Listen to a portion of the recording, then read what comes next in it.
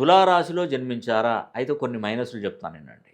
తులారాశిలో జన్మించినటువంటి వారు ఇంటికి మొదటి గాని, తృతీయ సంతానం గాని అయితే మీరు గాని, మీ భార్య గాని, భార్యాభర్తలు అనేటువంటి వారు అర్ధనారీశ్వరులు.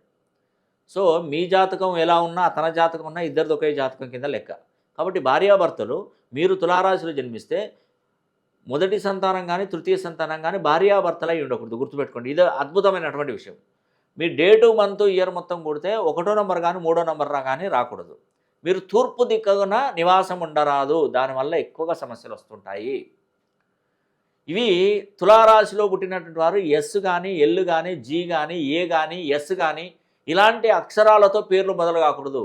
వాళ్ళకు ఎక్కువగా కష్టాలొస్తాయి. ఫైనాన్షియల్ ప్రాబ్లమ్ ఉంటుంది. ఎదగలేకపోతారు. ఆర్థికంగా మొత్తం డౌన్‌ఫాల్ అవుతారు. జీవితం అంతా కూడా నత్తనడకన సాగుతుంది. మరి ఇలాంటి సమస్యల నుండి మీరు బయటపడాలంటే మీ పేరులో ఉన్నటువంటి సంఖ్యాబలాన్ని ఫ్రీక్వెన్సీని పెంచుకొని చూడండి.